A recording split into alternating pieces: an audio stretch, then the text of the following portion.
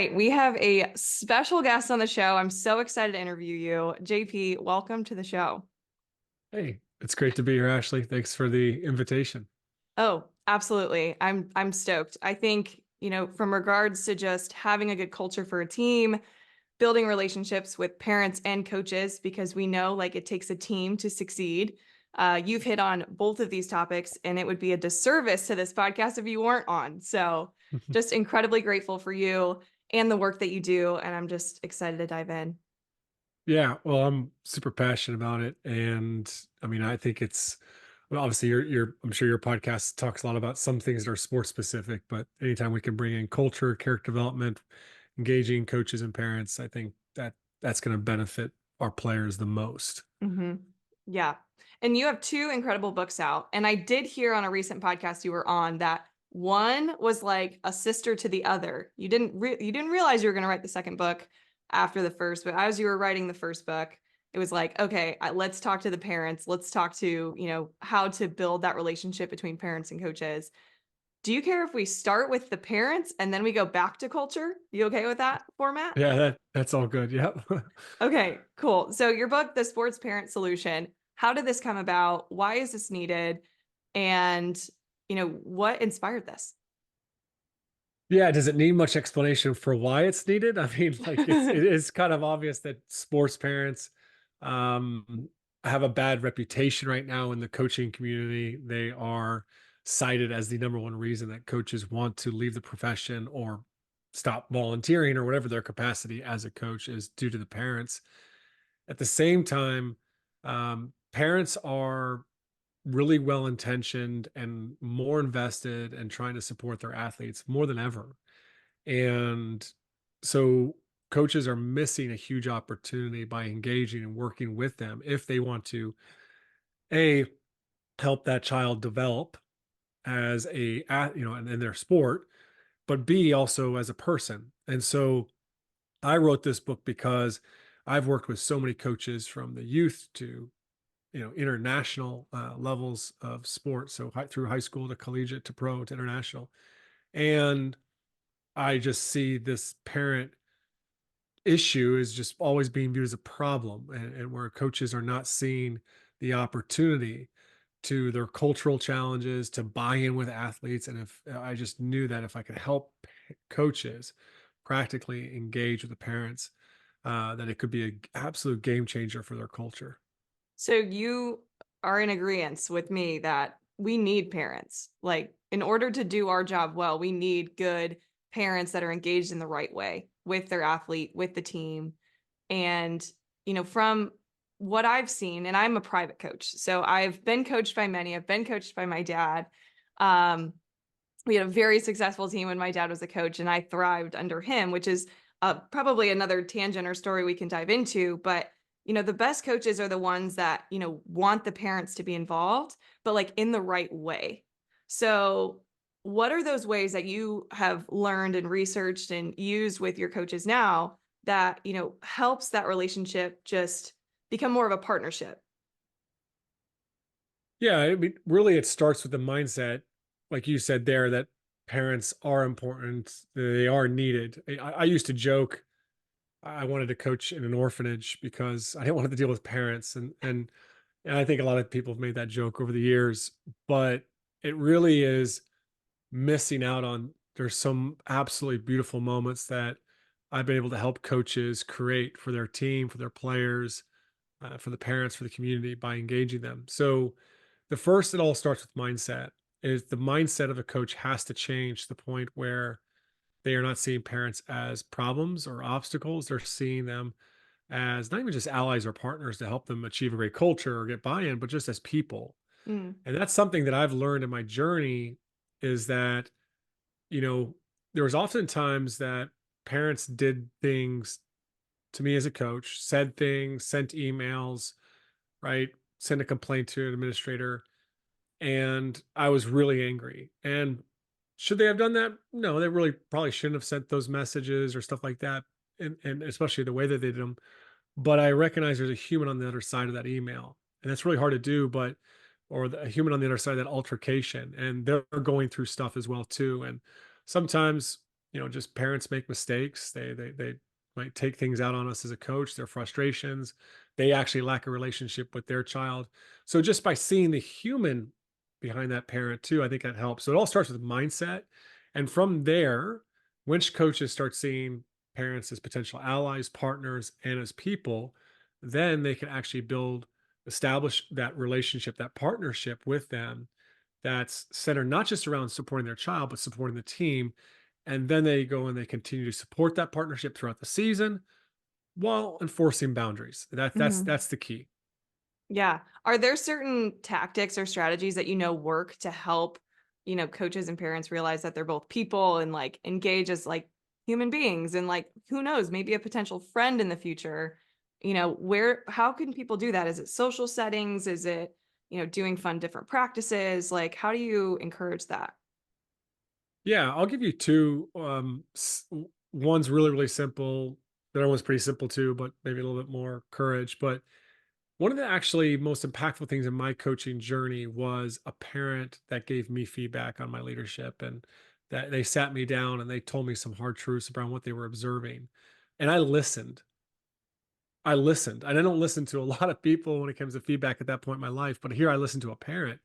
Well, why did I listen to that parent? Because that parent had a relationship with me. That parent got to know my family. They got to know what was important to me in coaching. They really believed in me. They believed in the things that I said, like I wanted to make a difference. And so they sat me down and said, "Hey, JP, I believe in you. I know you want these things, but what we're seeing is these things over here, and that's just not alignment with what you say you value. Your Oh behavior yeah. on the sideline, XYZ, all these things that I was, kind of screwing up with consistently as a coach." And so I listened because of a relationship. And so the first thing is like just build a relationship with the person. And that's simply by learning parents' names and having conversations with them when they pick up their kids, drop their kids off, or whatever it is, but not just about them as a parent or just about their child. It's about them as a person. Get to know where they work, get to know what they enjoy, what's their experience like in their sport. Do you have any common interests, right? Is it the kid plays softball, but oh, this parent likes to golf, you like to golf, right? Whatever it is, just something just to start to connect with them as an individual. So that's just one simple step we can make that we oftentimes are a little hesitant to go up to the parents and just start to engage in those conversations. It's so simple, it's so easy, but yet coaches don't do it, right? We Hmm. just don't have those conversations. The second big thing is to include them in team experiences. My favorite is to bring them into a practice where the athletes coach their parents, the athletes practice with their parents, the athletes play against their parents, whatever it is. You can have all three of those factors into the practice, but it's just an amazing experience. Everyone's laughing, they're getting a little competitive, and parents get to interact with parents. Parents get to get coached by other kids on the team. So what you do is not just about you having a connection to the parents. It's about the parents having a connection with other parents and other kids and starting to develop that sense of community. We've had coaches bring parents into the locker room, both for post-game talks. We've had them go out and do team meals together. We do parent appreciation week, different things like that to really feel like they're involved in that and what's going on. And then we've had them involved in film sessions. So those are some simple things. It's just by bringing them a little bit closer and building those relationships, you lay a pretty good foundation. That's so good. It reminds me, there's a huge showcase tournament in softball in Colorado every year. And when I was going through my travel ball, played for two teams with a team that my dad helped coach. I remember one year we were a very close team. Like there was barely any turnover on this team. Parents got along so great. And like kids weren't trying to leave to go find other teams. Like we just had a good unit and a culture within our team that we actually plan to go out to Colorado and like make it a vacation along with getting our work done on the field. So this showcase, it's a very big one. A lot of college coaches come. It's very stressful, to be honest. But there was like 8 of our families that wanted to stay together. We bought this huge house in the mountains, and took us an hour to get to and from the fields from our place. But it was like every night a different family made different meals, and like every night the whole team was invited to come to the cottage. We'd play games. We'd go like explore, go hiking. We literally went whitewater rafting one day. It was like so much fun that the parents and the players, like we all just got along so well. And we ended up getting this invite to this showcase, I think, because our culture was so good. Mhm. And you don't really see that a whole lot. Like there's a lot of teams where there's tons of turnover. You don't have, a solid foundation of a team for a while. And I think it really does. It starts with that relationship between parents and coaches. And my dad, he was a parent of me, but you would have never realized that he was my dad on the field. He cared about every single kid on that field. And, he spent a lot of hours on the phone with parents at night. And I think I want you to kind of talk about this regard. Like he didn't just exclude every parent when it came to coaching decisions. He wanted to talk things through. He was talking to our head coach a lot. Like it was a lot of constant communication. I know you preach communication a lot. How important is that piece from a communication standpoint? What are those, maybe topics of discussion that are important for parents and players to actually talk about? Yeah, it's one of my things. A lot of coaches, they all have a parent meeting to start every year. And one of my biggest recommendations in that is to communicate that these are the conversations I do want to have with parents. So often coaches are communicating, "Hey, we will not talk about playing time and dit, dit, dit, dit." Oh, okay, great. You got to set some boundaries, but what are the conversations you do want to have? I want to have conversations when something's going on at home that might be affecting them. I want to have conversations when they're potentially wanting to quit the team because they're just really unhappy. I want to have conversations with parents now when I've done something that makes them question my character. I always say, hey, you can think I'm a bad coach, but if you think I'm a bad person, like then let's have a conversation.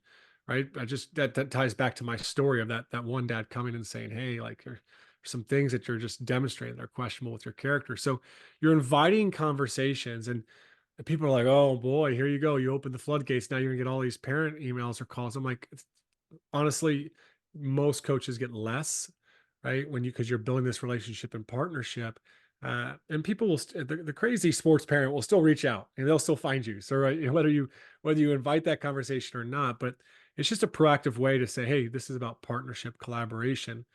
The other thing I really encourage is consistent check-ins, and a lot of the coaches I work with and my clients, they will every day or two, or they just make it a habit if they have a one-on-one with an athlete, which a lot of my coaches have a lot of one-on-ones. It's one of the things we do a lot of. But if they have a one-on-one with an athlete, they take the time to follow up with the parent. It might be a phone call, it might be an email, it might be a text, it might be just finding them when they're picking their kid up, and they just really it's just a 2-minute conversation or a couple sentences text, just saying, "Hey, just had a conversation with your son or your daughter. Hey, now the parent knows that you're actually investing, you're having a one-on-one with them, and you share something that you really appreciate or what you really enjoy about coaching them. Right? Oh, now they feel really good. Okay, coach sees my kid, they see the hard work they're putting in. And lastly, you just say thanks for allowing me to coach your child.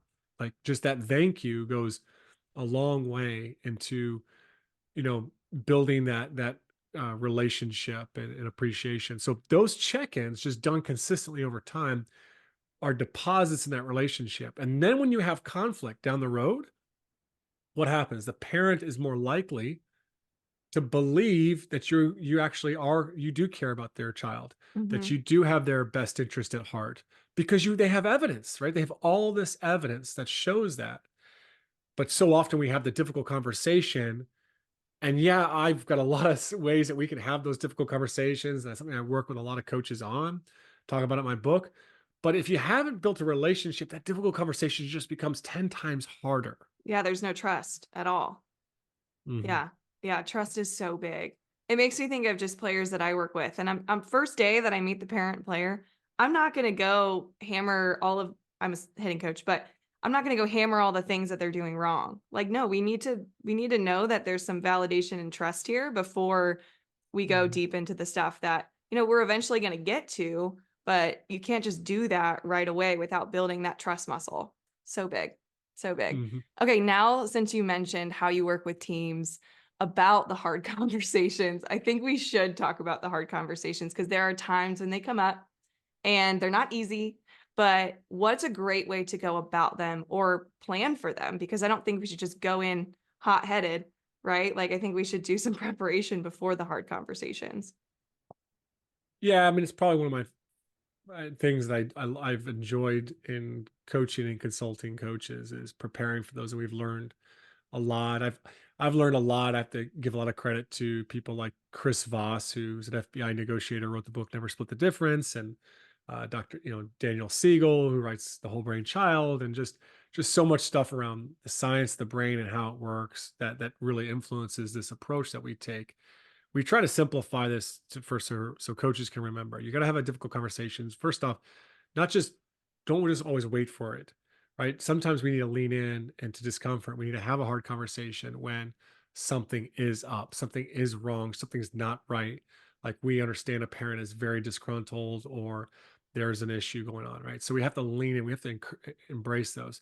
But my three steps are this. First off is to step in and just listen with curiosity. If you listen with curiosity, that means you're asking good questions, questions that are not trying to prove a point, questions that are not um, trying to make jabs or make the other person look stupid. You're just really genuinely trying to understand what you hear. And when you listen with curiosity, you ask great questions and you summarize back what you hear. And so you tell the parent, okay, this is what I'm hearing. You are upset because your child has been dropped from the starting lineup. You don't understand why. You don't believe that they understand why. It seems unjustified, and you believe that they were taken on the starting lineup because of X, Y, or Z, right? And you want to get them to say, "Yeah, that's it. That's right." Okay. Once you've gotten that point, hopefully, right, you can move to step two, which is to share your perspective and share your truth, right? Share the facts and then share your assessment. The facts are your daughter was late this many times, or the facts are X, Y. Our assessment is different than the facts, right? So, hey, we could be wrong, but what we're seeing is her, she just seems to have lack confidence or a lot of belief, or she just, we just don't believe that she, whatever those types of things are, those coach assessments, right? And just to share them as your truth, right? Like don't come in and this is a fact, right? When it's just your assessment. So by offering that as the second step, and the last step is to partner together. It's just like, okay, whatever comes out of that, right? Now, hey, we may change our perspective. We might say, actually, you know what you share with me, actually, I do need to reconsider where she is in the starting lineup or reconsider this discipline action we were going to take or whatever it was, right?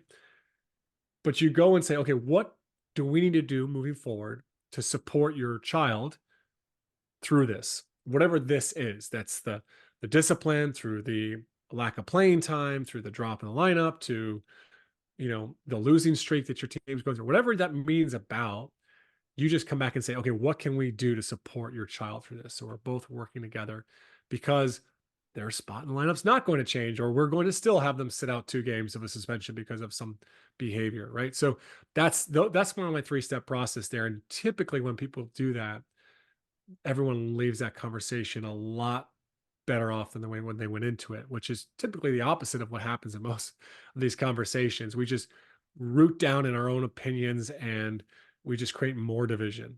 Hmm. Yeah. So I think there's a piece there about like that vulnerability, like in order to be a great coach, you kind of have to also be vulnerable and understand that you're not perfect either. Like, where does the vulnerability play in regards to, building that connection between parent, coach, and maybe even Yeah. player? Let's be real. Well, I mean, I think one of the cool ways is to communicate to parents, especially when we're parents, like, man, this is hard. Or it's oftentimes parents have more experience than a younger coach, right? And parenting. So it's like, like I need some of your advice for parenting here. Like just being vulnerable about your own parenting struggles. B, the fact that you're not infallible as a coach. You do make mistakes. You're learning. One of my other favorite slides to put up in a parent meeting is things I learned from last season. Essentially, all your screw ups or things you've learned from, and it just shows I'm learning and I'm growing. Love doing that with our players as well. So, I also think the vulnerability of going in and saying, "Hey, you know what? You're actually the expert on your child. I'm not." Right? I'm struggling. Like this is the conversation we don't have, right? Player A is disconnected. They are totally not buying in. And we just sit around going, I can't figure this out. Then player gets dropped in the lineup, gets less playing time. And then eventually the parent comes in and says, I want to meet it with the situation, right? We've all, coaches have been in this situation, right? What should have happened is player A struggled to buy in. We reached to the parent saying, hey, I'm having a really hard time with your son or your daughter. Can you help me here? Like, what are you seeing? What have other coaches done that have really helped her?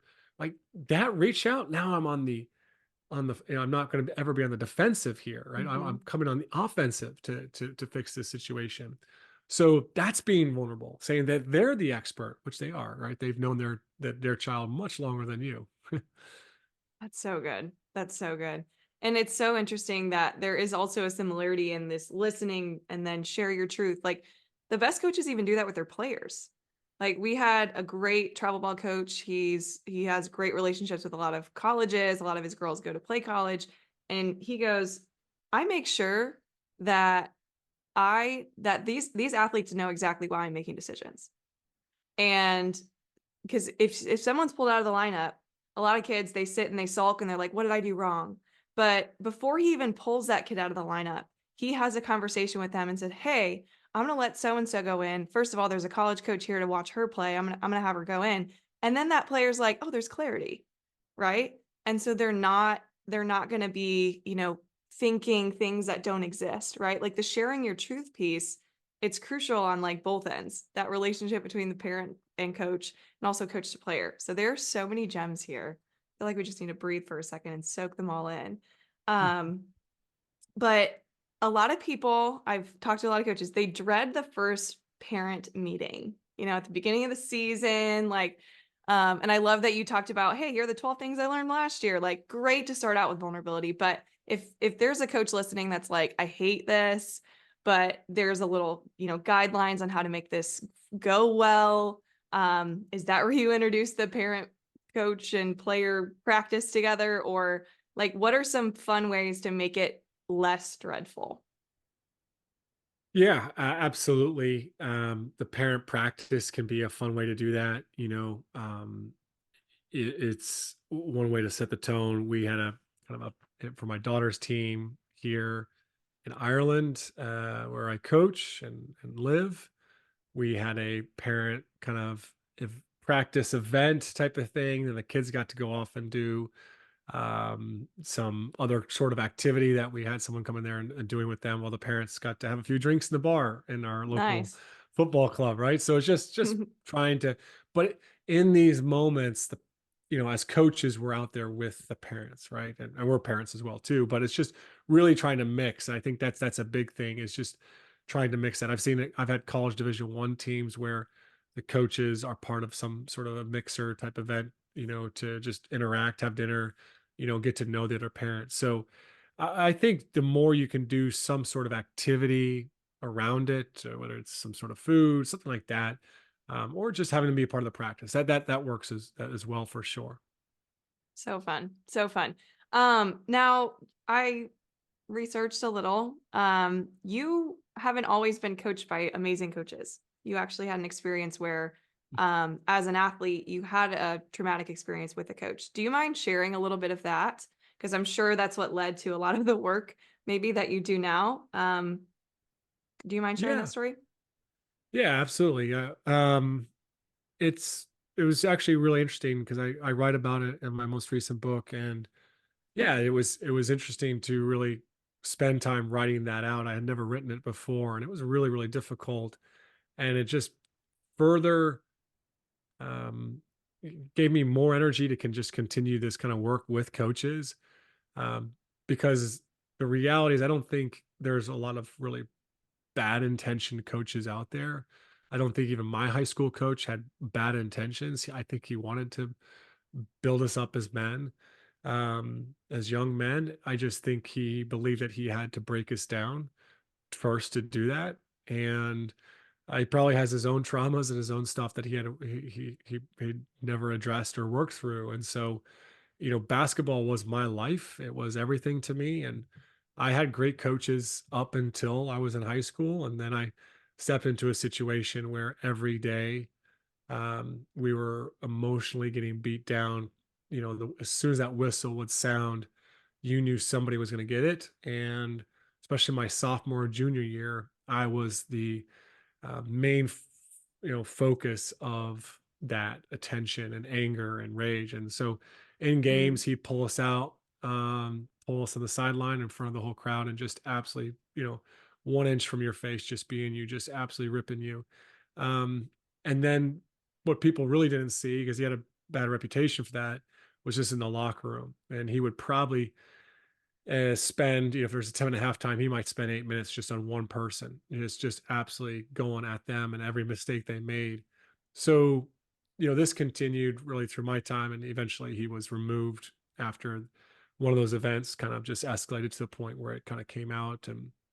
But yeah, it just getting that every day, especially when your identity is very, very much into the sport. So basketball was, I was basketball, right? Like basketball is just part of me. And so to be told I wasn't good enough, to be just beaten down like that, and to be criticized, to be called names, to have had, you know, your his hands put on you and grabbed your jersey, and a finger jammed into your chest, to have that day after day, it leads you to a pretty dark place. And you don't really know it. I think there's a lot more education at the time, but when I was a player there, like mental health wasn't a word.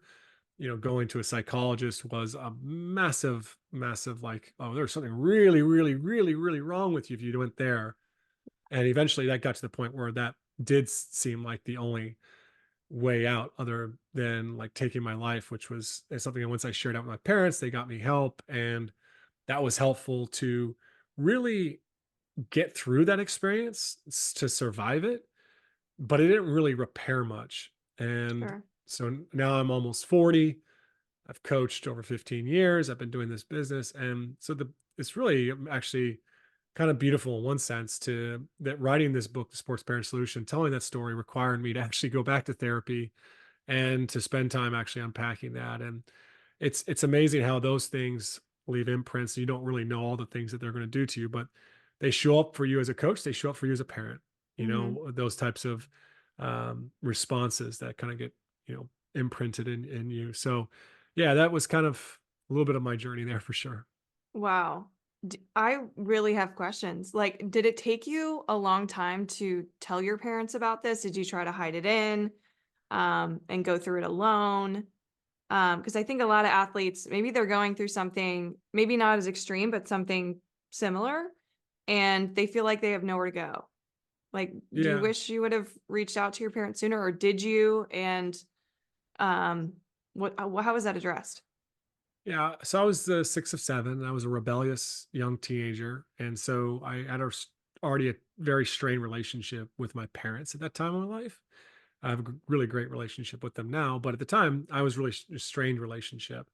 And so, I mean, I think that's just as a reminder to us as coaches, like sometimes our athletes that are going through stuff, they don't even have a great relationship with their parents, and that you know, just to be aware of that, right? And Yeah. and so it's just, for me, it was just really sharing at this break where I was at a breaking point. There wasn't this constant dialogue.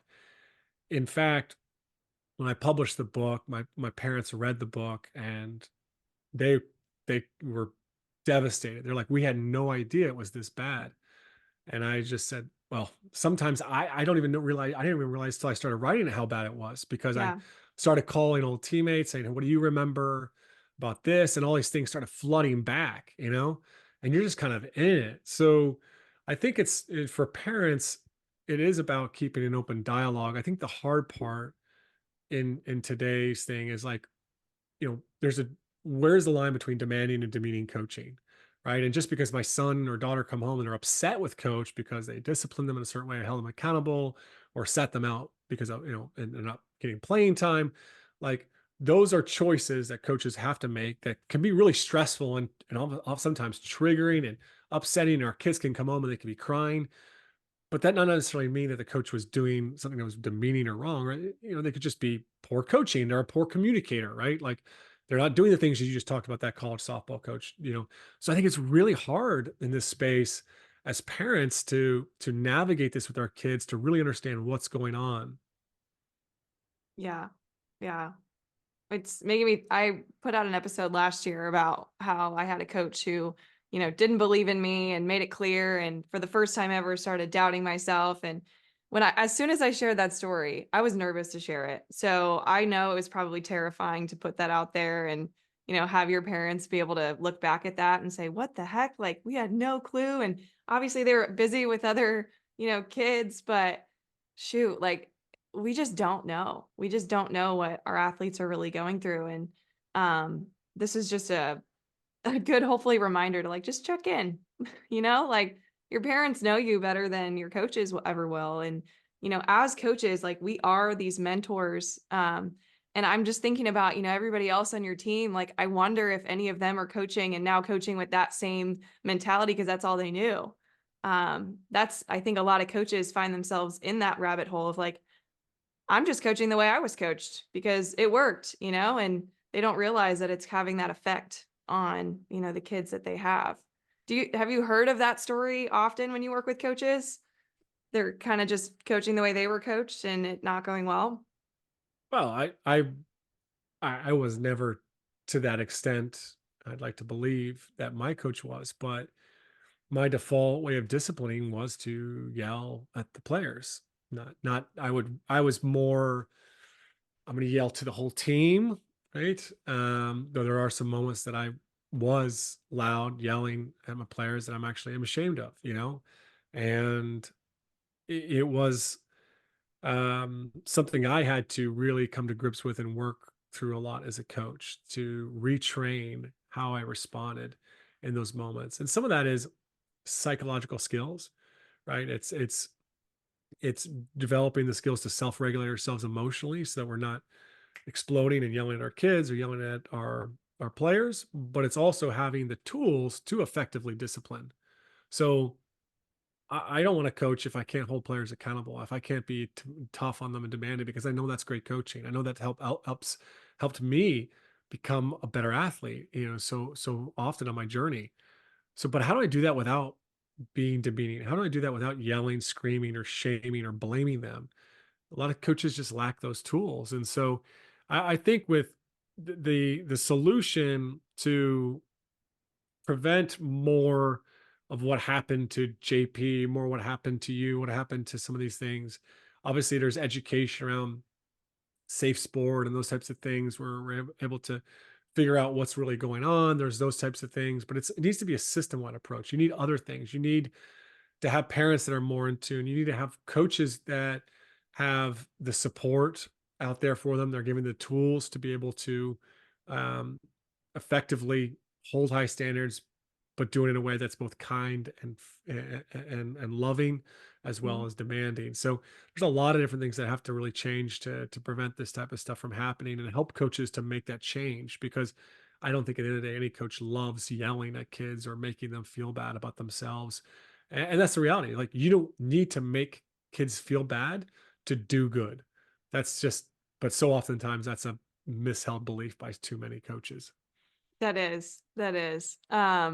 And again, like you mentioned before, some of that is, these coaches have traumas that they've experienced and now they're letting it out. So hopefully this is again a reminder that like everybody's going through stuff, and if you kind of see the person behind the coach, see the person behind the parent, see the person behind the player, it's like it's deeper than that sometimes. So I'm really glad we went here for sure.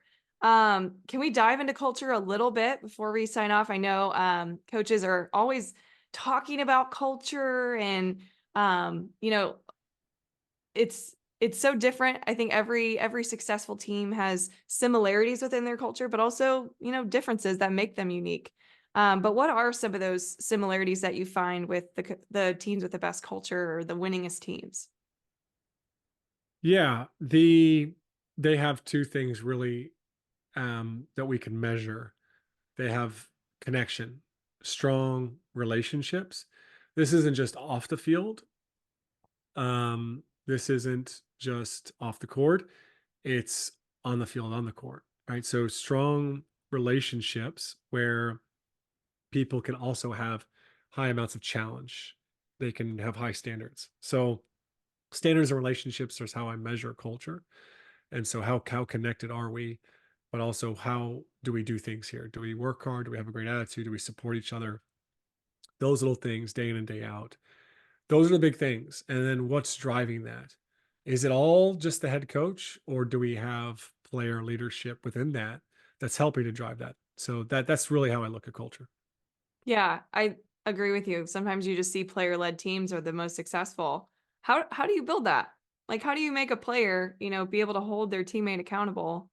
Is it less talking on the coaches and just be like, hey, let's let things play out and see who steps up here? What are ways that we can kind of develop more of that player-led team? Yeah. So it's not through one team meeting. It's not through, taking your team paintballing. It's not through, some fiery speech or even just a book study. It really comes down to how do you do things daily? What are your systems? Well, like, what's your system? What's your processes? How do you select your leadership group? How often do you meet with your leadership group? How do you empower them? Right. So we do a lot of things there with athletes and with teams to give the athletes responsibilities. So they're looking after units of 3 to 4 people. Like, you've got to give them opportunities to lead. And that can be in small ways where, hey, you get the leaders and they got to break off and they got to be in charge of their group of people and doing different tasks, cleaning up or, getting loading the bus, those types of things. But it's oftentimes to more meaningful things. It's when the team's facing different challenges or you're trying to make a decision as a coach, whether we take a day off or we practice an extra day, that you're coming to your players and you're saying, hey, what do you think?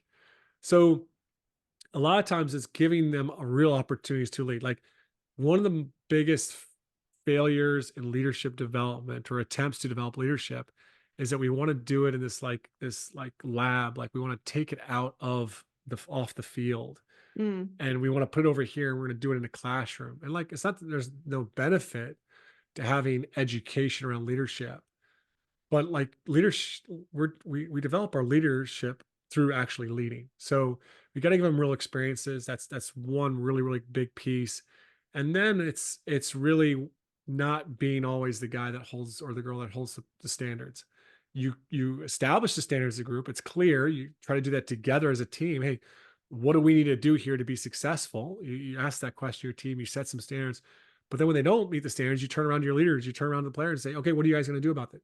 Because right now you said you needed to do this and you're not doing those things. So how you hold them accountable so that it's less coach led controlling, those are the moments you start to challenge them and extend those opportunities, remind them, nudge them to stay. This is your moment. This is your moment to step in here and lead instead of you jumping in and always leading. mm, that's really good. I mean, I'm thinking of a softball game I watched recently, and there was one team who things were going nuts on the field. Like, it was error after error, and it was just not good defensively, and it was just this disgusting just rabbit hole that they're going down. And all that team needed was someone to step up and just call a timeout and bring the kids, like bring their team together and be like, here's our plan.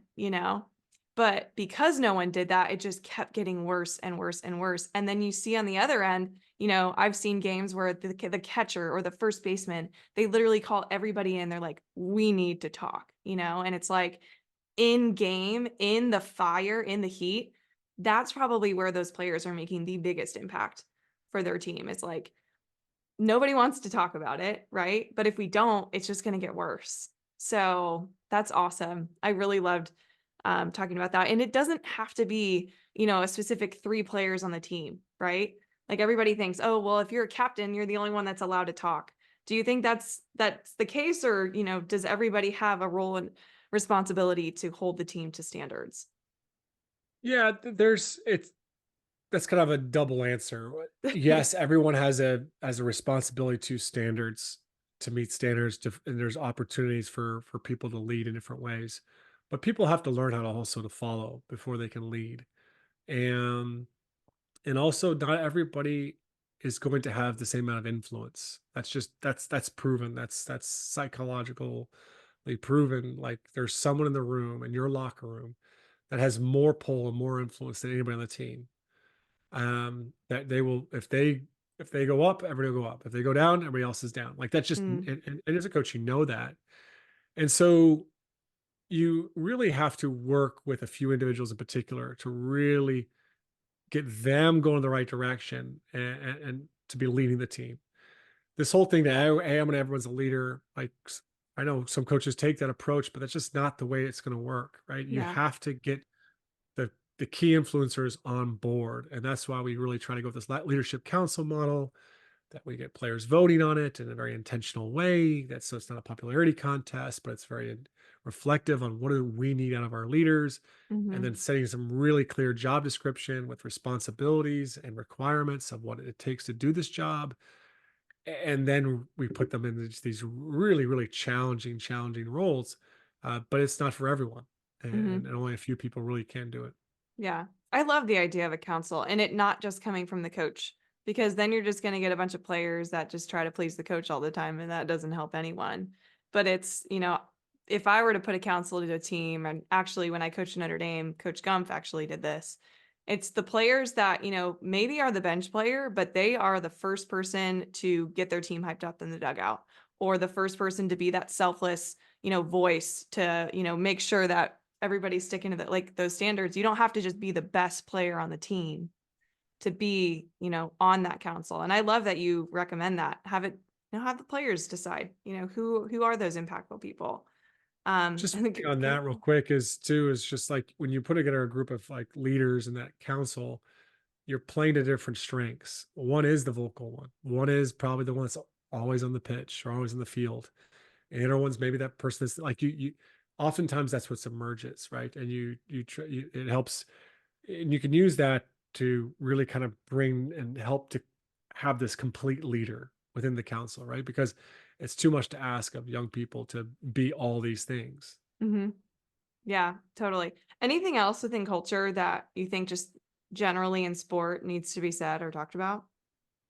How we discipline, like how do we hold and enforce standards? Like so much of what I talk around is transformational coaching and leadership, and people think that is soft. Like they think, oh, like this guy, right? He's just wants to be wishy-washy. Let's all, culture's kumbaya. It's all team get-togethers. No, like culture is really comes down to you got to build a personal relationship with every athlete that you possibly can, and you got to hold them to really, really high standards and let they know that because they know you believe in them. They know what they're capable of, and they've agreed to those standards.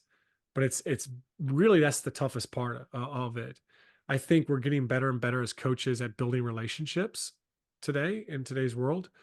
But I think coaches are struggling the most with holding high standards, and that's because of many factors of you know, transfer portals, coaches getting fired more often, parent issues coming up, administrators not having their back, right? So there's more and more, it's becoming more and more difficult to hold those standards, which is why we need to have a system for discipline, right? So if you're in a club or you have athletic department of a school, right, or even just your own team, what's your discipline system? How are you going to enforce standards? We are not going to yell, scream, use these physical conditioning types things. We are going to, and I'm a big believer in logical consequences, in which teach athletes that playing their sport is a privilege, practice is an opportunity to get better, and it just reinforces their choice in the matter. You can choose to show up late, or you can choose to show up on time. You can choose to be a good teammate or not be a good teammate. You can choose to work hard or not work hard. If you choose to not meet the standards, then you're choosing to sit out the drill. You're choosing to potentially have to sit out the entire practice, right? You choose to show up late. You're choosing this, right? And so it's very much in how we present these these consequences and disciplines to our athletes, but we really need to have alignment on there and have some agreement, because that's where culture goes wrong, is we just don't we're not demanding enough. Yeah. Even from a parent player perspective, I think too. Like, do you think it's important that at home these parents should be having these higher standards with their kids?